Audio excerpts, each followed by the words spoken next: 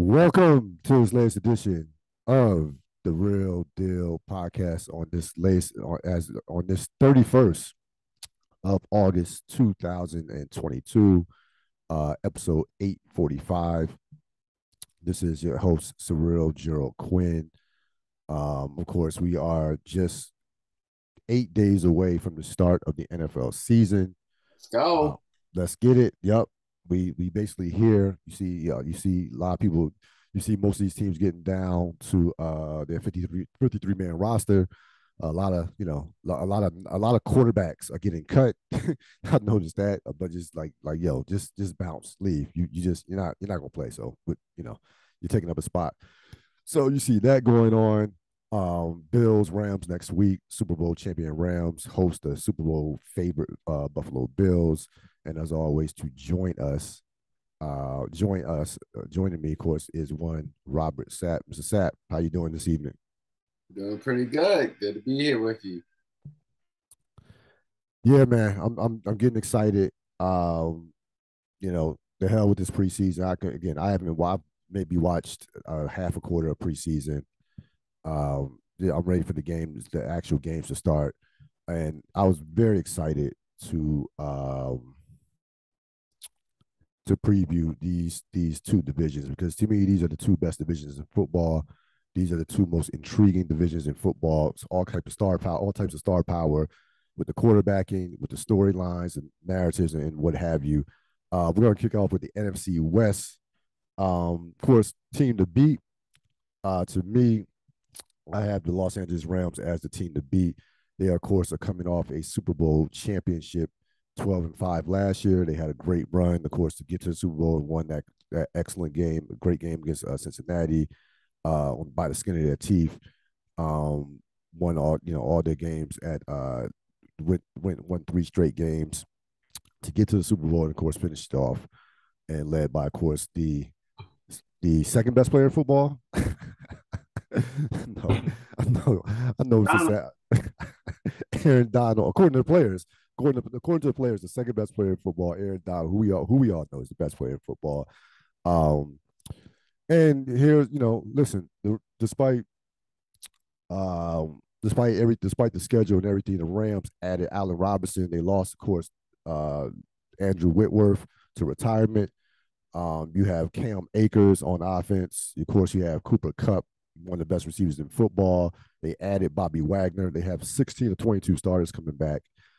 One of the NFL's best coaches. Um, you look at their non-divisional schedule. They have Buffalo, host the Cowboys at Tampa Bay, at New Orleans, at Kansas City, host the Raiders, at Green Bay, host the Broncos, and at the Los Angeles Chargers. A brutal schedule, just a absolute brutal schedule. And it should be. There's defending Super Bowl champions. They won the division last year. I had them best case scenario 11-6 and going to a conference championship. Worst case 9-8 in a wild card. I think that they're going to make the playoffs. So, um, to me, what are your thoughts on the Rams going into this year? Yeah.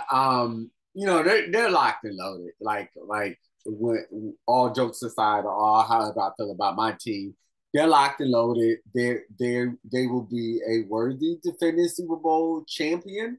Now and forever, it will be about the consistency of Matthew Stafford. Um, Yeah, I was trying to think, do I really have worries about that receiving core? Not really. And the Rams offense is pretty much a known quantity at this point in time.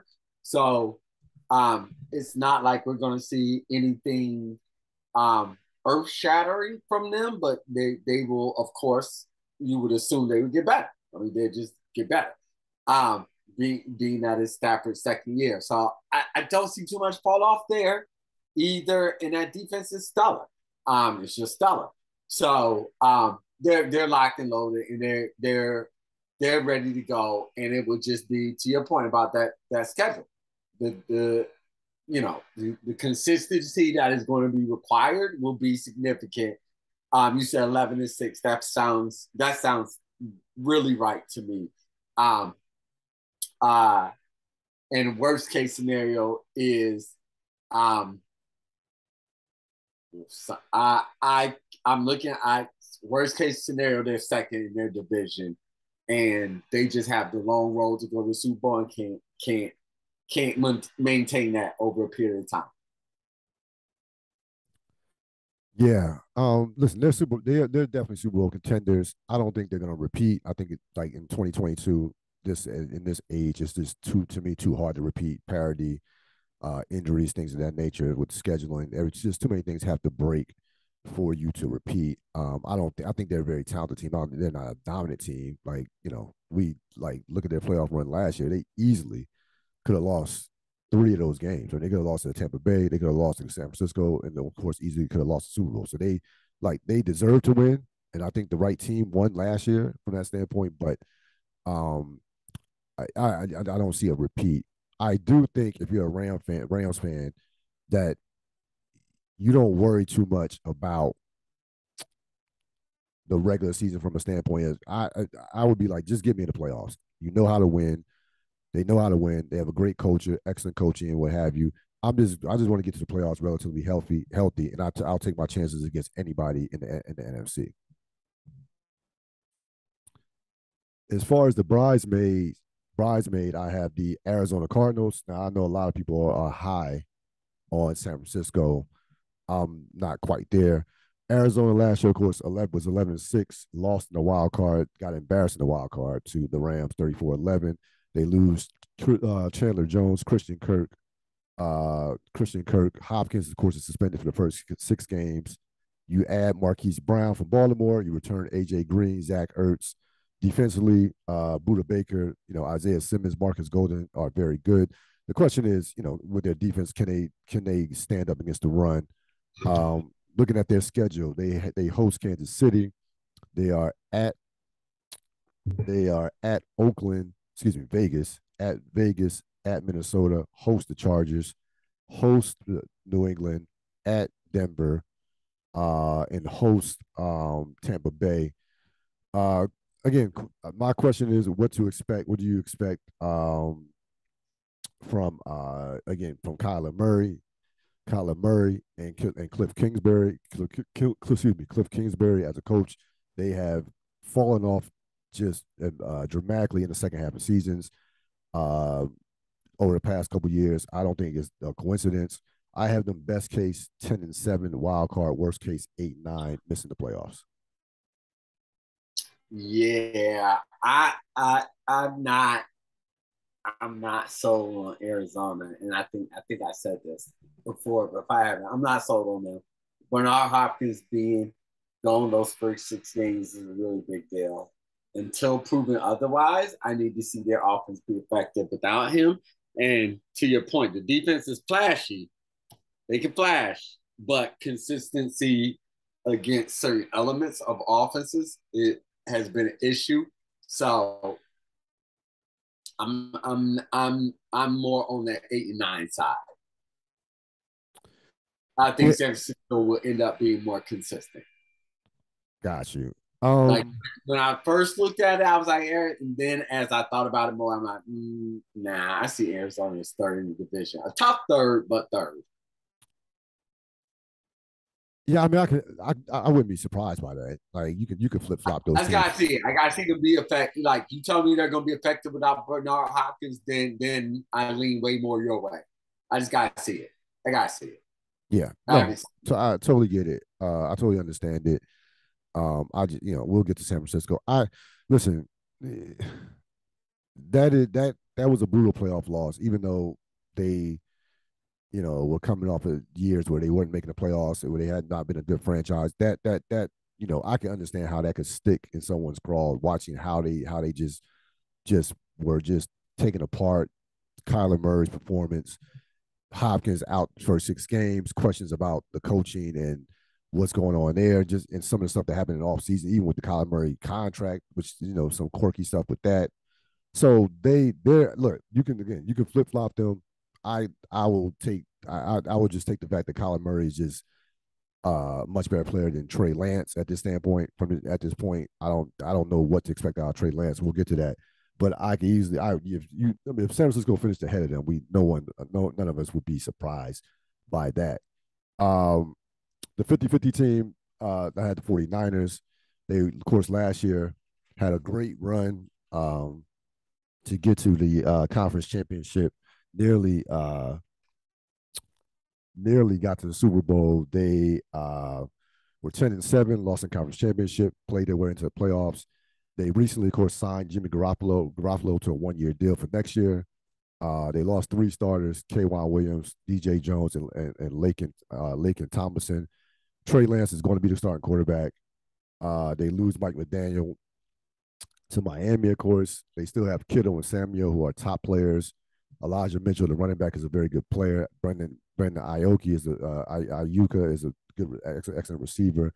They are low. They have one of the best front sevens in football. Bosa, Warner, and company. That defense is absolutely loaded. They improved the back end with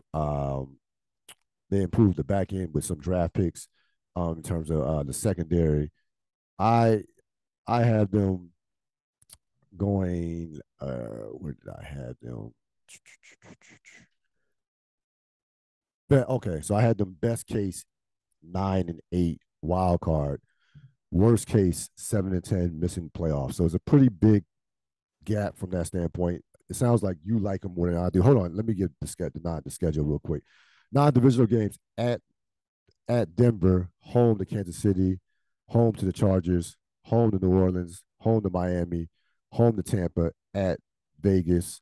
What are your thoughts? Yeah, I mean, like I think when we talked about this with the Rams during that championship run, I think I didn't have anybody. Um, I don't think I had anybody else come out this division.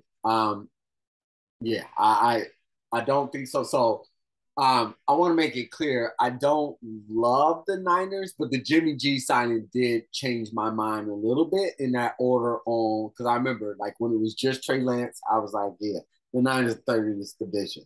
But Jimmy G does change it because do I believe Trey Lance will be in there all year long? No, I don't. Do I believe his hook is very short? Yes, I do. And do I believe they'll be fine putting Jimmy G in there for the purposes of what we're talking about right now, which is making the playoffs? Yes, I do. So I just trust what the 49ers have built more than what I trust Arizona's built. So however it is, that 9 like however it is, 10-7, 9-8, that sounds right to me. Does that get them into the playoffs? Maybe. Um, do I have do I have big time confidence in either San Francisco or Arizona? No. Just a little bit more San Francisco. So we finally get to the team that should be just looking at 2023. Yeah. The Seattle Seahawks. Seattle, of course, was 7-10 last year. Of course, they lost, traded Russell Wilson to Denver. Pete Carroll and John Schneider remain with the team. Geno Smith was named the starter. Drew Lock is the backup. You still have excellent players on the outside with Metcalf and Lockett. Rashad Penny's an excellent running back. Jamal Adams leads the defense, but not much else. Schedule-wise, at New Orleans, at the Chargers, home to the Bucks, at the Chiefs. Really, that tough non-divisional schedule, but it frankly will not matter. Best case, I had 6-11, which might be too high. Worst case, 4-13. Yeah. 4-13 and probably lower than that, to be honest with you. Yeah, I don't get a game in that division. And I don't see them beating any of those teams outside of New Orleans. Maybe that's your name. So what's that right there? That's 11 losses right there, or 10 losses right there. So yeah, just no high hopes at all for Seattle. They should be playing for a #1 draft pick. No question about it. They're just not. They're just there's just not much there with the talent. And again, I just think that the John and I've said this over the course of last season. I think that the John Snyder, Pete Carroll era should be over. I genuinely believe that it was time for that franchise to move on from that era and really start over again, start fresh. But they had those guys have a lot of equity in terms of what they've done for the franchise. But at some point, it's just it's time to move on. But it won't matter. They're going to finish last in that division and be one of the worst teams in the NFC or in that conversation. So we shift to. We're going after this year, don't you learn? Yeah, I guess, no, it's not without question. We shift to the AFC West. I think without question the best division in football. Like this is what there's no 2023 team in this division. I had the team to beat the Kansas City Chiefs. Chiefs last year, of course, were 12-5, lost in the conference championship, 6 straight division titles, 4 straight conference championship appearances. They have the 3rd best Super Bowl odds behind Buffalo and Tampa Bay. Excuse me. They lost, of course, Tyreek Hill, traded them, add Juju Smith-Schuster, Marquez Valdez-Scantling. They still have Travis Kelce, McCole Hartman, Clyde Edwards-Helaire, top 5 offensive line, and a quarterback by the name of Patrick Mahomes, of course. Question for them: can they generate a consistent pass rush? They added George Karlaftis, decent player. Lost 2 starters in the secondary. Big losses. The Honey Badger, and of course, Charvarius Ward, drafted really heavy. Did some heavy drafting in terms of the secondary. Look at their schedule: at Arizona, at Indianapolis, at Tampa Bay, home to Vegas, home to Buffalo, at San Francisco, home to the Titans, at the Chargers. Well, no, I shouldn't say at the Chargers. That's in conference in schedule. So let's just say non-divisional: at Arizona, at Indy, at Tampa Bay, Buffalo, at San Francisco, at Tennessee, and also at Los Angeles at the Rams. Best case, I had them 11-6 conference championship. Worst case, 10-6 and making a wild card. I don't see a situation where they don't make the playoffs. What are your thoughts on the Chiefs as they try to get back to the Super Bowl? The Chiefs are the standard. They're the standard. And so in order to do anything you want to do, you have to go through the Chiefs. Now, what that does mean for them is that everybody in their division is gunning for them in the biggest way. So they're going to get everybody's A-plus game. They're just going to get everybody's A-plus game. They're used to it, and so it's just more, and their division is tougher. And so I do not think they can repeat that record this year. So what'd you say? 11-6. That feels about right, which then puts them in a more vulnerable position in the playoffs. And so I agree with you.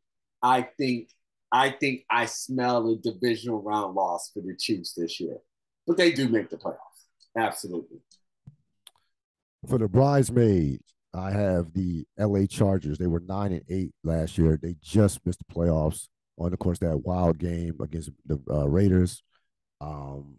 They have the 6th best Super Bowl odds, top 5 offensive line, top 5 offense from last year, bottom half in terms of defensively. Of course, the heat is on Brandon Staley to do something with this loaded roster. You have Justin Herbert, one of the best young quarterbacks in the league. They are loaded offensively with Keenan Allen, Mike Williams, Eckler. You add Khalil Mack, J.C. Jackson. Of course, we know how good the offensive line is. Very top secondary. Derwin Williams Jr., Derwin James Jr. And Williams and J.C. Jackson, of course. Joey Bosa is developed to a top pass rusher. Looking at their schedule: at Cleveland, at San Francisco, at Arizona, home to Miami, home to the Titans, at Indianapolis, home to the Rams. I had them best case 12-5, divisional round. Worst case 10-7 wild card. I think they're going to make the playoffs.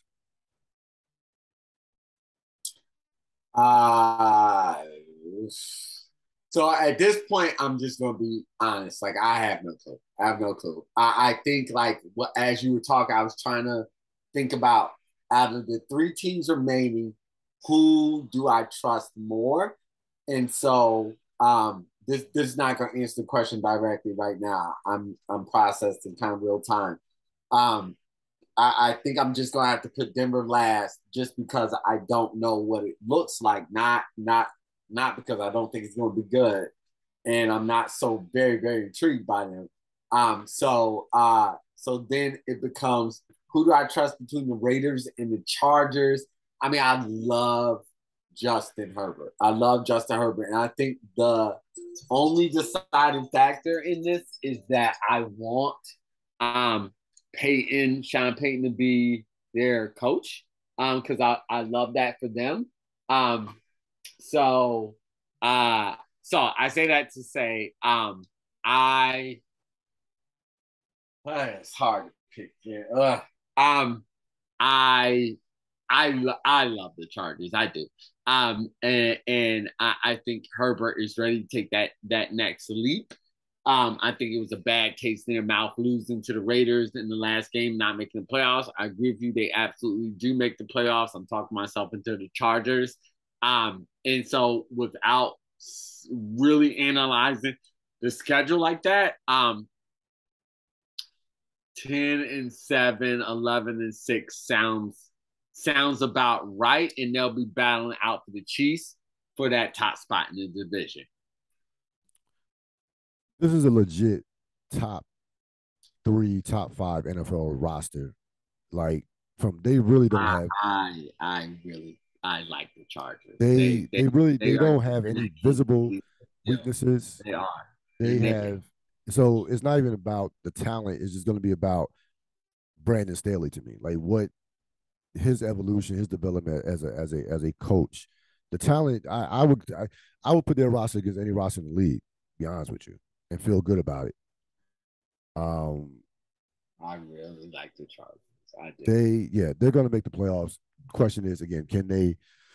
Can listen. The Chargers, the Chargers have had last 15, 20 years of just losing a bunch of close games, and that time that seeps into your culture. So can they shift that culture of losing all these close games? And of course they've never look as good as Philip Rivers is. He's not Justin Herbert, so that you have the quarterback that can really has a chance to be one of the best quarterbacks in this league and a generational talent. So that's the best thing that you can say about the Chargers in terms of the reason why if you feel like they can shift and completely change their what their recent history has been. 50-50 team. The Denver Broncos last year they were 7-10. Lost a few close games. This year, of course, they have a new head coach, Nathaniel Hackett. They have the 8th best Super Bowl odds. They brought in, of course, Russell Wilson, one of the winningest quarterbacks in the last decade. They've had 11 starting quarterbacks since Peyton Manning retired. Great skill position players: Sutton, Judy, Melvin Gordon. You talk about they tried to upgrade the offensive line with Javonte Williams, and with Billy Turner. With Billy Turner and Javonte Williams as a running back, they had one of the best running back duos in the league, Williams and Gordon. Top 10 defense last year, 3rd in points allowed. Add Randy Gregory. Look at their schedule: non-divisional. 49ers host. They host 49ers. Host Indianapolis. At Baltimore. Host Arizona. Best case 10-7 wild card. Worst 9-8 missing the playoffs. They're going to be one of these teams that's going to be in a bunch of games over the course of the season. They're going to play some wild games. What are your thoughts on the Denver Broncos? Yeah, it kind of crystallized in my mind as you were talking. I forgot about my measuring stick. My measuring stick is what teams concern me versus the Bills. And when of course, Chiefs problem, Patrick Mahomes problem. That goes without saying. And then I was thinking, I do not want to see the Chargers in the playoffs. That game, that stresses me out thinking about that. Then when I think about these two teams, doesn't stress me out. And I think in both cases, it's going to be how quickly it comes together. And because there are a lot of new pieces in prominent positions.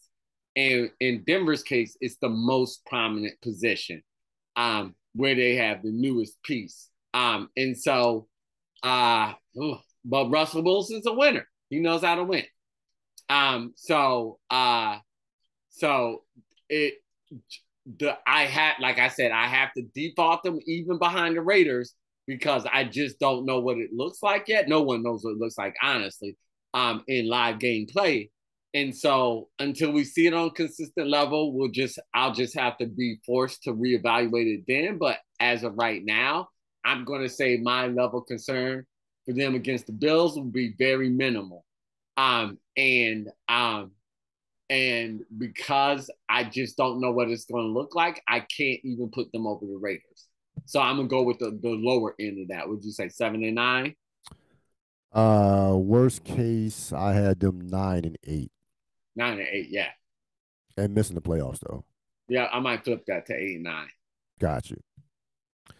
Yeah, Denver's gonna be a fascinating team. Again, I don't think I'm looking at their roster, like very good roster. I don't think they have a lot of holes, which kind of they really don't have a lot of visible holes, to be honest with you.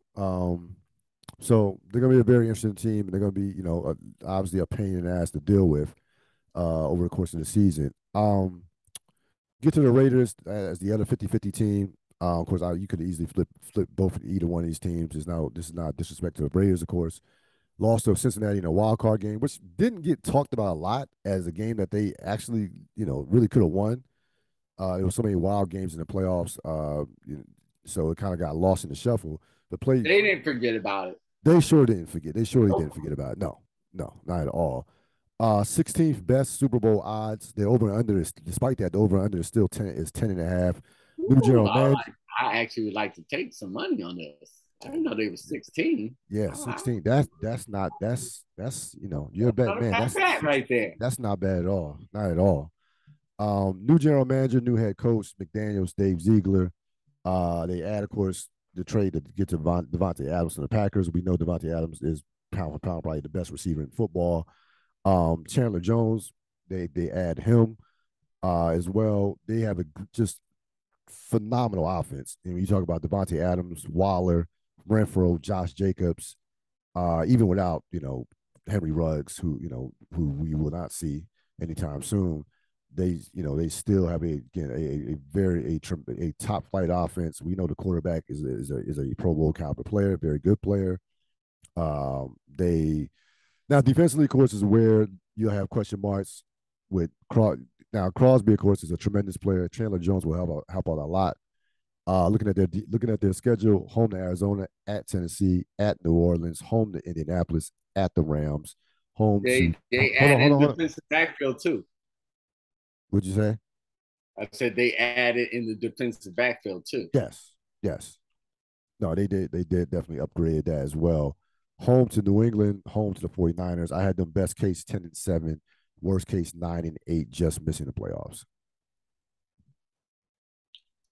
Yeah, I lean more towards the 10-7. Everything you said was accurate, and then they added onto their defense as well. But the defensive players, because they got the was it Joseph, the boy from New England, Jonathan Joseph. Yeah, I think right? Yeah. So, anyways, they added Pro Bowl caliber defensive back as well as the top flight defensive end. So they think they're very close. Along with Javon Walker, not Javon Walker, Davante Adams on offense. They're stacked and they're ready to go. It's just how quickly it comes together, and how honestly how everybody's coaching compares to Reed's. Because Kansas City has the best coach in the division. So and that's best coach, best quarterback. I lived that life for a long time. So that's a powerful combination to get over. So those are the Raiders' flaws, just how soon things can come together for them. In all cases, none of us can predict injuries, so we're taking injuries off the table. they have an excellent team. They have an excellent team. What It's what how soon does it come together? um so what are your thoughts on this division overall? Like what do you expect to Bloodbath, bloodbath, right? bloodbath. Just How, absolute how many bloodbath. so you said you think Three, minimum two, you three, said three teams make the three playoffs? coming out. Yeah, Okay. three. Three Okay. come out here. So Buffalo, let's say Buffalo, Cincinnati, Yeah. Baltimore. No, I have see me and you when we talked about Cincinnati, I actually had Cincinnati falling further than you. Right. Um and and so I have three come out this division. So seven playoff I think teams. division winners, yep. And then two come from the oh wait, there's seven. That's right. Seven can make it, right? Yes. Yeah. Yeah, so that's how Cincy gets in. That's right. Yeah. Yeah, this is going to be a must-see division. I'm going to be glued to this division from the start. I just think all the games are going to be just ridiculous. I love just the overall talent. Because all these teams in the division believe they can go to the Super Bowl. You don't Yes. make the moves and do the things you did if that Denver believes it's a Russell Wilson away from the Super Bowl. It's that Yes. simple. They so Who the can't we didn't even talk about did we talk about Khalil Mack and Joey Bosa yeah, on the we same did. team? No, we did. Yeah, no, we did. Okay, yeah. Yeah. I mean, um, uh, Raiders. Like, you just don't make these moves if you're like, nah, we're the Super Bowl. Nah. Like I said to you way early on, I was like, Denver set off they set off the arms race because everybody else said, nope, you're not skipping this line. We were next. No. And so everybody armed up. So that's what's going to make this such an amazing year. All four of these teams believe they can win the Super Bowl. Legitimately believe it. Yeah, that's without question. Plus, we talked about the chip on your shoulder. You look at each one of these teams. Kansas City coming off a bad loss in the conference championship. You look at the history of the Chargers. Hey, everybody said call them losers. You look at Russell Wilson. People saying that he's fallen. Some people saying that he's fallen off, not the same player. And of course, the Raiders, of course, pissed off by how they lost. So all these teams come in with just ridiculous motivation to even more so than normal. I know they're professional players. That guys are going to be motivated, but you look at this division as a whole. All those teams are going to have a chip on their shoulder, like a big one at that. So definitely looking forward to those two divisions. We are going to get to shift gears and get to questions for Sap. Now we're gonna roll out a segment during the regular season. And I'll just give it to you right now: stock up and stock down. But Robert Sapp, what NFL team that is under the radar what NFL team that is under the radar stock that you're buying right now? Yeah, I think the Indianapolis Colts are a team that stress me out when I think about them. All they need is solid quarterback play. That running game is significant. It's significant. And they play very good defense. And as we know, that offensive line is a beast. That's the team that I think, because everybody's unclear how much Matt Ryan has left in the tank, deservedly so, and the fact that they switch quarterbacks all the time. All those are valid concerns, and that's why they're under the radar. But all they need is consistent quarterback play, and that team is just dangerous all the time. They're a very scary team, because they can from in terms of at the point of attack, they can match up with anybody, like they really can. That, like you said, the running game, the defensive line, they're very physical. They can. No one's. You're not going to push them around. It's not going to happen. And they're built for the postseason. Their game can travel. Like they like because always with the running game as well, that defense is just well rested. yes. There's the Yep. same shit in Tennessee. It's what they can always pull off. Um, they can just always pull off amazing feats with that defense in the fourth quarter because they just are more rested than your defense. They've just been on the field less. What is your number one storyline going into this season? Um, it's the Buffalo Bills. It's only the Buffalo Bills. I mean, like, that's just facts. Look at the schedule. Yep. Look at where we're positioned. That's just facts. It is, can Josh Allen overtake Patrick Mahomes as being the best quarterback in the in the in the in the NFL? All of the things that will stress me out and make me a crazy person are all the things that have the potential for this season to be the for the Bills to be the top storyline. You know, who's the number 1 and 2 teams Vegas wise who go odds to win the Super Bowl? Buffalo and Tampa Bay. Who's on the other side of Buffalo? Who's their quarterback? You know, Tom Brady. Yeah. Yep. Have the Bills ever won a Super Bowl? No, they have not. Buffalo beats Tampa, Tom Brady for their first Super Bowl win. Wow. Game, set, match. Got you. Yep. Now that makes me sick to my stomach to imagine that, but there you go. That would be a perfect storybook ending. That'd be a perfect ending. Would be a perfect ending. What about all right, so we're gonna shift gears a bit. I have no problem with the number one storyline. I'll also take Dallas for the second. In terms of what? Like, come on now. You just said I think you said Dallas that in the Super Bowl.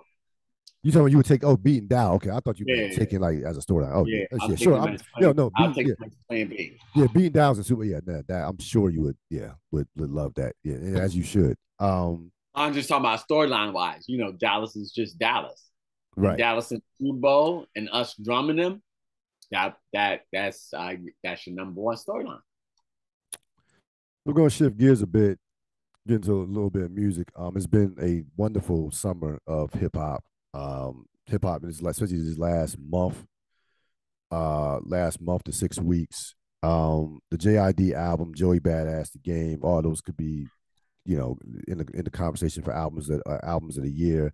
A lot of people like Denzel Curry's album. Of course, you had Kendrick earlier in the summer, the beginning of the summer, or a little before that. It's a great time for hip hop right now from that standpoint. Which made me think about, what is your criteria for an album of the year candidate? What are you looking for? So our album you didn't say is Black Thought, and so Black Thought's album is the album, absolutely, and it's honestly not even close. But that's my personal opinion, and it would never ever be a popular one. And so my criteria, I feel like, is different from a lot of people's criteria because it's more about what it sonically sounds like and feels like, in terms of like the cadence of the lyricist, and of course it has to be a great lyricist. I'm not playing those games or anything else. So it has to be a top lyricist, and so then it becomes about sonically how it sounds. And the one thing that I loved about what I heard with the Black Thought and Danger Mouse album is not for one single solitary second did it sound like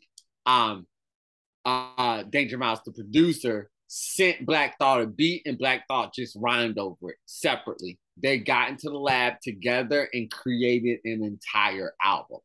And so my criteria would be that it needs to sonically meld, and not sound any part separate. So right now, I think I have JID as the best album I've heard this year, and of course it's very close. I'm listening to this album, went through it, especially really went into it last weekend, um, and it checks off all the just boxes. You're talking about no, I'm not skipping any songs. The It's just like it's I mean it's pure hip hop. Like it goes beyond right. It is absolutely pure hip hop to me. The features are on point. Um, and there's and one of my criteria for album of the year is what tracks or am I constantly going to over and over again, even if I don't listen to that whole album over and over again. And it has at least 3 to 5 tracks that I will constantly go to, playing again and again and again and again, and standing the test of time. Like it's been out for a couple of weeks now. Certain albums you'll listen to for a short amount of time. You're like, all right, it's cool. Even good, even very good albums, but an album of the year, you can go through that. You can always go back to it, and at least I would go hard for it for like a month, in my book. So that's my kind of criteria for an album year. You have to have multiple tracks that I'm willing to go back to over and over again, and at least a minimum of a month to where I'm constantly listening to it despite other albums coming out. Again, been a great summer for hip hop. It really has been, and nonstop. So, and really something for everybody, like all types of whatever type of different styles of hip hop. To be honest with you, so um, the album of the year race is wide open. There'll be certainly some more, still a lot of time, still a few months left in the year. Maybe Nas comes out, another King's Disease. But right now, it's been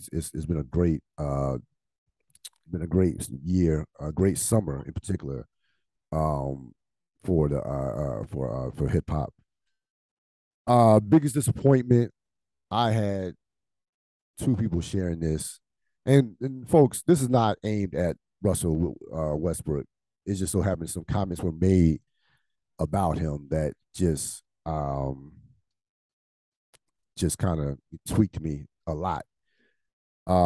So I had the Lakers just this whole, and really I could put the Lakers as the biggest disappointment of the summer. The Lakers have gotten to a point to me where they are just a train wreck, a complete train wreck shit show. And this is like, it's think about this, folks, right? People, from 2010 up until now, it's 2022, right? They've won 2 championships, okay? They've only been in that same time period, there've only been a handful of franchises that have won more championships in that during that same time period. Golden State has 4. Miami, Miami has 2. Um, and that's about it. But despite that, it does is they've been so bad and so poorly run. It doesn't those champions I don't even that 2020 championship. Yeah, it counts, but it just I you can't. I haven't been able to even enjoy it because it's always about something that is not pertinent to basketball with the Lakers.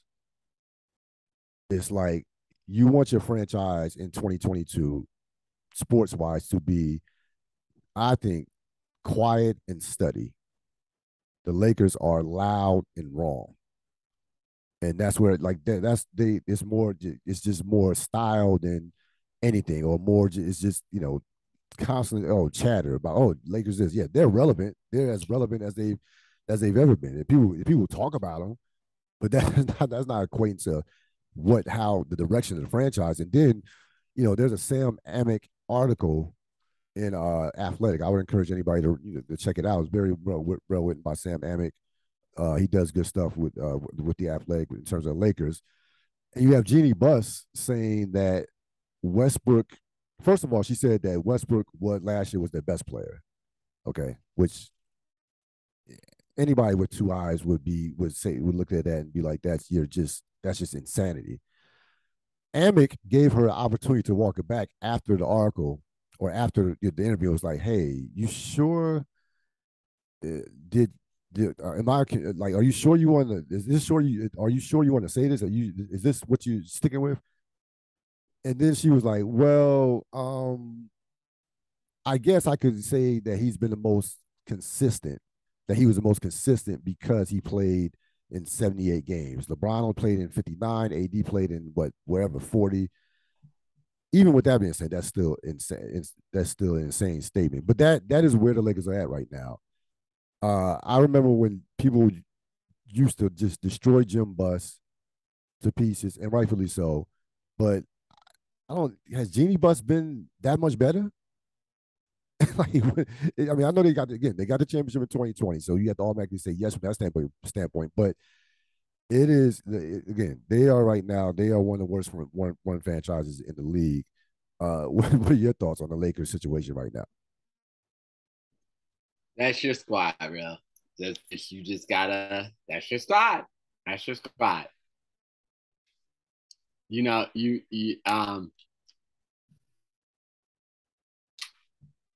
I laugh at the Oh, Lakers. you love it. Oh no, I know you love. Yeah, So it's I pure no, entertainment, I laugh at them, and so and you love this too. You love this. that the Lakers mean so little to anything.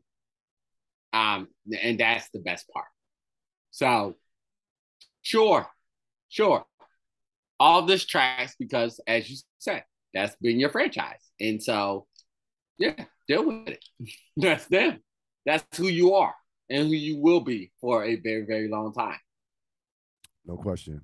I mean, no, Sure. there's no two ways about it. I wasn't gonna get on bring up John Gruden, but you before we got on the podcast, even before they even got home, you had a little gripe to pick with the NFL players in terms of their top 100 rankings. What you want to get some thoughts of that? No, I mean I said everything that I was saying on the text chain. Right. Um, you know, it was more like in the moment of what it was that I was looking at, and that didn't make sense. But it's not, the show itself is not worth getting mad at. So yeah, I'm kind of over that.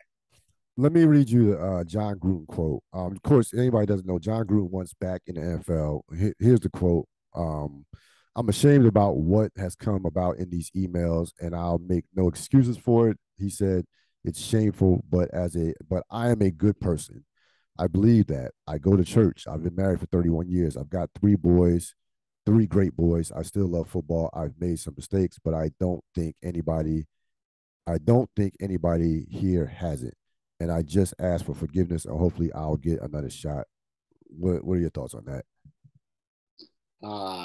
Yeah, BS.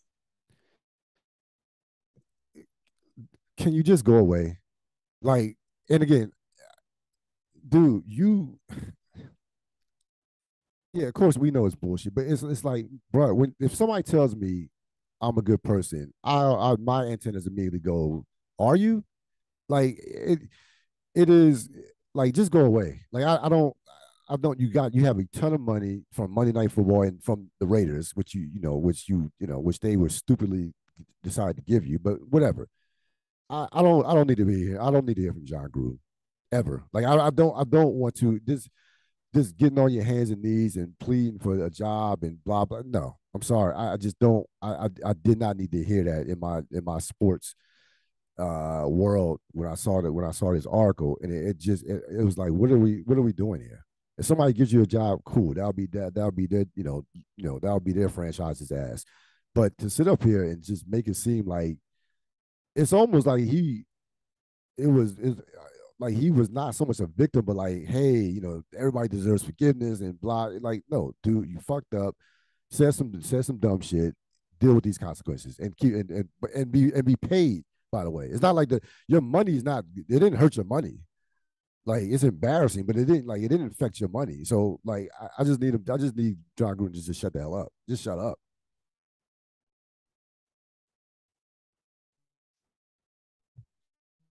So that was that. Um, of course, this podcast is brought to you by All Calculated Measures. Just got some new merch from, of course, Adrian McDonald. Adrian McDonald, shout out to him. Robert Sapp, we are again a week away from the any do you have any winners of the week for you? What'd you say? Do you have any winners of the week? Anybody who won the week for you? Oh, no. Okay. We're not we're not back to the sports yet. I was just gonna say I got really excited when I started seeing the week 1 previews. I was like, okay, all right, we're back. We're back. This feels good. So, there's once the season starts, this is gonna be a million things to talk about. No question about it. No question about it. Certainly looking forward to it. As always, thanks to one Robert Sapp for joining us. I will see you next time. All right, sir. See you in a little bit. All right. That's going to wrap it up for this latest edition of the Real Deal Podcast. This is the Real Deal Podcast with Cyril Gerald Quinn. Of course, join.